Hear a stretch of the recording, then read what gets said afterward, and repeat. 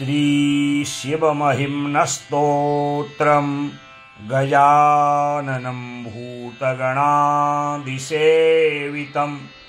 कपित्थजम्बूफलचारुभक्षणम् उमासुतं शोकविनाशकारकं नमामि विघ्नेश्वरपादपङ्कजम्। श्रीपुष्पदन्त उवाच महिम्नः पारं ते परमविदुषो यद्य सदृशी स्तुतिर्ब्रह्मादीनामपि तदवसन्नास्त्वयि गिरः अथावाच्यः सर्वः स्वमतिपरिणामावधिगृह्णन् ममाप्येषस्तोत्रे हरनिरपवादः परिकरः अतीतः पन्थानं तव च महिमा वाङ्मनसयो रतव्यावृत्यायं चकितमपि धत्ते श्रुतिरपि सकस्य स्तोतव्यः कतिविधगुणः कस्य विषयः पदे पर्वाचीने पतति न मनः कस्य न वचः मधुस्फीता वाचः परममृतं निर्मितवचस्तव ब्रह्मन् किं वा गपिसुरगुरोर्विस्मयपदम् मम त्वेतां वाणीं गुणकथनपुण्येन भवतः पुनामीत्यर्थेऽस्मिन् पुरमथन बुद्धिर्व्यवसिता तवैश्वर्यं यत्तत् जगदुदय रक्षा प्रलयकृत् त्रयीवस्तुं व्यस्तं त्रिषु गुणभिन्नासु तनुषु अभव्यानामस्मिन् वरदरमणीयामरमणीं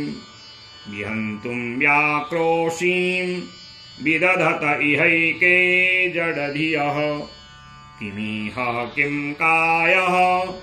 स खलु किमुपायस्त्रिभुवनम् किमाधारो धाता सृजति किमुपादान इति च अतक्यैश्वर्ये त्वयि नवसरदुःस्थो हतधियः कुतर्कोऽयं काशिन् मुखरयति मोहाय जगतः अजन्मानो लोकाः किमवयववन्तोऽपि जगताम् मधिष्ठातारं किं भवविधिरनादृत्य भवति अनीशो वा कुर्यात् भुवनजनने कः परिकरो यतो मन्दास्त्वां प्रत्यमरवरसंक्षेरत इमे त्रयीसाङ्ख्यं योगः पशुपतिमतं वैष्णवमिति प्रविन्ने प्रस्थाने परमिदमदः पथ्यमिति च रुचीनां वैचित्र्यान् द्विजुकुटिलनानां पथजुषां नृणामेको गम्यस्त्वमसि पयसामर्णव इव महोक्षः खट्वाङ्गं परशुरजिनं भस्मफणिनः कपालं चेति यत् तव वरदतन्त्रोपकरणम् सुरास्तां तां वृद्धिं ददति स भवद्भ्रूप्रणिहितां न हि स्वात्मा रामं विषयमृगतृष्णा भ्रमयति ध्रुवं कश्चित् सर्वं सकलमपरस्त्वध्रुवमिदं परो ध्रव्याध्रव्ये जगति गदति व्यस्तविषये समस्तेऽप्येतस्मिन् पुरमथनतैर्विस्मित इव त्वञ्जीयेमि त्वां न खलु न धृष्टा मुखरता तवैश्वर्यं यत्ना यदुपरि विरञ्चिर्हरिरधः परिच्छेतुं याता वनलमनलस्कन्धवपुषः ततो भक्तिश्रद्धा भरगुरुगृणाभ्यां गिरिशयत् स्वयं तस्ते ताभ्यां तव किन्वृत्तिर्न फलति अयत्नादापाद्य त्रिभुवनमवैरव्यतिकरम् दशास्यो यद्बाहु न भृतरणकण्डूपरवसान् शिरः पद्मश्रेणी रचितचरणाम्भोरुहबले स्थिरायास्त्वद्भक्ते त्रिपुरहर विस्फूर्जितमिदम् अमुष्य त्वत्सेवा समधिगतसारम् भुजवनम् बलात् कैलासेऽपि त्वदधिवसतो विक्रमयतः अलम्भ्यापाताले प्यलसचलिताङ्गोष्ठशिरसि प्रतिष्ठात्वय्यासीन् ध्रुवमुपचितो मुह्यति खलः यदिभ्यं सूत्राम्णो वरद परमोचैरपि सति मधश्चक्रेवाणः परिजनविधेयस्त्रिभुवनः न तच्चित्रं तस्मिन्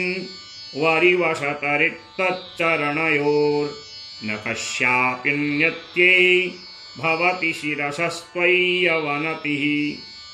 अकाण्डब्रह्माण्ड क्षयचकितदेवासुरकृपा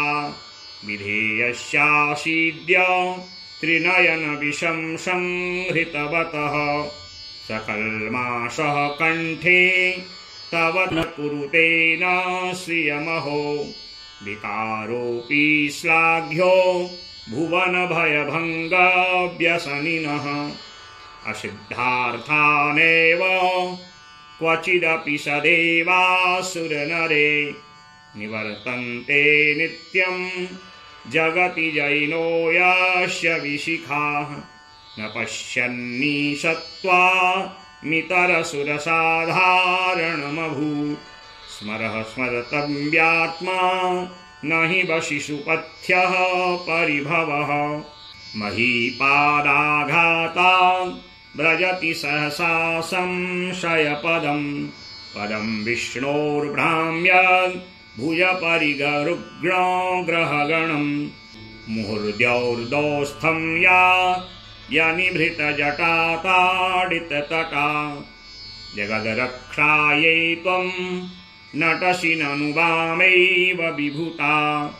व्यद्व्यापीतारा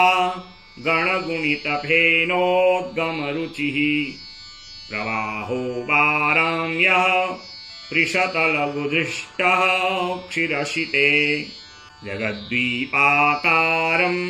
जलधिवलयं तेन कृतमी त्यनेनैवो नेयं धृतमहिमदिव्यं तव वपुः रतः क्षोणीयन्ता शतधृतिरगेन्द्रो धनुरथो रथाङ्गे चन्द्रार्कौ रथचरणपाणिः शर इति दिधक्षोस्ते कोऽयं त्रिपुरतृणमाडम्बरविधि विधेयै क्रीडन्त्यो न खलु परतन्त्रा प्रबुधियः हरिस्ते साहस्रं कमलबलिमाधाय पदयोर्यदेको नेतस्मिन् निजमुदहरन्नेत्रकमलं गतो भक्त्युद्रेकः परिणतमशोचक्रवपुषा त्रयाणां रक्षायै त्रिपुरहरजागर्ति जगतां क्रतो सुप्ते जाग्रत् त्वमसि फलयोगे क्रतुमतां स्वकर्म प्रध्वस्तं फलति पुरुषाराधनमृते अतस्त्वां सम्प्रेक्ष्य क्रतुषु फलदान प्रतिभुवं स्तुतौ श्रद्धां बद्ध्वा दृढपरिकरः कर्मसु जनः क्रियादक्षो दक्षः क्रतुपतिरधीशस्तनुभृतां मृषीणामार्पिद्यं शरणदशदस्यासुरगणा क्रतुभ्रंशस्त्वत्तः क्रतुफलविधाना व्यसनिनो ध्रुवं कर्तुः श्रद्धा विधुरमभिचाराय हि मखा प्रजानाथं नाथ प्रसवमभिकं स्वां दुहितरं गतं रोहिद्भूतां रिरमयिषु मृष्यस्य वपुषा धनुष्पाणेर्यातं दिवमपि सपत्राकृतममुं प्रशन्तं त्रेद्यापि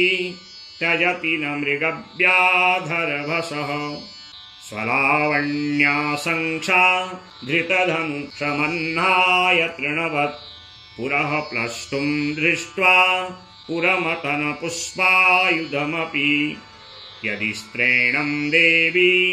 यमनिरतदेहार्दघटना दवेति त्वामध्वा बत वरदमुग्धा युवतयः श्मशाने स्वाक्रीडा स्मरहरपिशाचाः सहचरा श्चिता भस्मालेपः स्रगपि नृकरोटी परिकरः अमङ्गल्यं शीलं तव भवतु नामैवमखिलं तथापि स्मर्तॄणां वरद परमं मङ्गलमसि मनः प्रत्यक्चित्ते सविदमवधायात्तमरुतः प्रहिष्यद्रोमाणः प्रमदसलिलोत्सङ्गितदृशः यदालोक्याह्लादं तद इव निमज्यामृतमये ददत्यन्तस्तत्त्वं किमपि यमिनस्तत् किल भवान्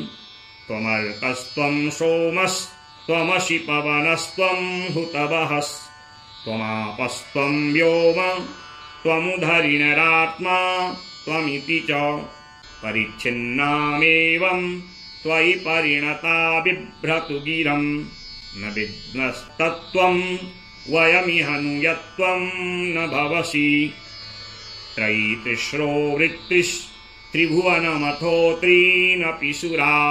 नकाराद्यैर्वर्णैः त्रिभिरभिदधत्रीर्णविकृति तुरीयं ते धाम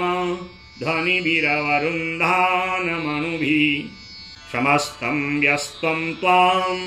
शरणदगृणात्योमिति पदं भवः शर्वो रुद्रः पशुपतिरथोग्रः सहमः तथा भीमेशाना विधियदिभिधानाष्टकमिदम् अमुष्मिन् प्रत्येकं प्रविचरति देव श्रुतिरपि प्रियायास्मै धाम्ने प्रणिहित नमस्योऽस्मि भवते नमो नेदिष्टाय प्रियदवदविष्टाय च नमो क्षोदिष्ठाय स्मरहरमहिष्ठाय च नमः नमो वर्षिष्ठाय त्रिनयनयविष्ठाय च नमो नमः सर्वस्मै ते तदिदमिति सर्वाय च नमः बहुलरजसे विश्वोत्पत्तो भवाय नमो नमः प्रबलतमसे तत्संहारे हराय नमो नमः जनसुखकृते सत्त्वोद्रिक्तो मृडाय नमो नमः प्रमहसि पदे निस्त्रैगुण्ये शिवाय नमो नमः कृशपर्णति चेतः क्लेशवश्यं क्वचेदं क्व च तव गुणिसीमोल्लङ्घिनी सस्वदृद्धिः इति चकितममन्दीकृत्य मां भक्तिराधा वरद चरणयोस्ते वाक्यपुष्पोपहारम् अशितगिरिशमं स्यात् कज्जलं सिन्धुपात्रे सुरतरुवरुशाखा लेखनी पत्रमूर्वी लिखति यदि गृहीत्वा शारदा सर्वकालं तदपि तव गुणानामीशपारं नयाति असुरसुरमुनीन्द्रैर्गर्जितस्येन्द्रुमौलैर्ग्रथितगुणमहिम्नो निर्गुणस्यैश्वरस्य सकलगुणवरिष्ठः पुष्पदन्ताभिधानो रुचिरमलघुवृत्तैः स्तोत्रमेतच्चकार अहरहर नवद्यं धुर्जटे स्तोत्रमेतत् पठति परमभक्त्या शुद्धचित्तः पुमान् यः स भवति शिवलोके रुद्रतुल्यस्तथात्र प्रचुर तरधन आयु पुत्रवान् कीर्तिमाश्च दीक्षादानं तपस्तीर्थं ज्ञानं यागादिकाः क्रिया महिम्नस्तव पाठस्य कलां नारन्ति षोडशीम् आसमाप्तमिदं स्तोत्रं पुण्यं गन्धर्वासितम् अनौपम्यं मनोहारी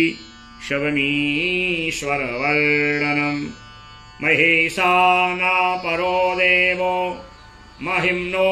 नापरास्तुतिः अघोरानापरो मन्त्रो नास्ति तत्त्वं गुरोः परम् कुसुमदशननामा सर्वगन्धर्वराजः शशिधरवरकौलैर्देवदेवस्य दासः स खलु निजमहिम्नो भ्रष्टेवास्य रोषाम् स्तवनमिदमकार्षीद् दिव्यं महिम्नः सुरवरमुनिपूज्यं स्वर्गमोक्षैकहेतुं पठति यदि मनुष्यः प्राञ्जलिर्नान्यचेताः व्रजति शिवसमीपं किन्नरैः स्तूयमानः स्तवनमिदममोघं पुष्पदन्तप्रणीतं श्रीपुष्पदन्तमुखपङ्कजनिर्गतेन स्तोत्रेण किल्बिषहरेण हरप्रियेण कण्ठस्थितेन पठितेन समाहितेन सुप्रीणितो भवति भूतपतिर्महेशः एककालं द्विकालं वा त्रिकालं यः पठेन्नरः भवपाशविनिर्मुक्त शिवलोकं स गच्छति इत्येषा वाङ्मयी पूजा श्रीमच्छङ्करपादयोः अर्पिता तेन देवेशः प्रीयतां मे सदा शिवः तव तत्त्वं न जानामि कीदृशोऽसि महेश्वर यादृशोऽसि महादेव तादृशाय नमो नमः यदक्षरं पदं भ्रष्टं मात्राहीनं च यद्भवेत् तत्सर्वं क्षम्यतां देव प्रसीद परमेश्वर। अनेन श्री शिवमहिम्नस्तोत्रेण श्रीशाम्ब सदाशिवः प्रीयताम् श्रीशाम्ब सदाशिवार्पणमस्तु। हरि ओम तत्सत् हरि ओम तत्सत् हरि ओम तत्सत्।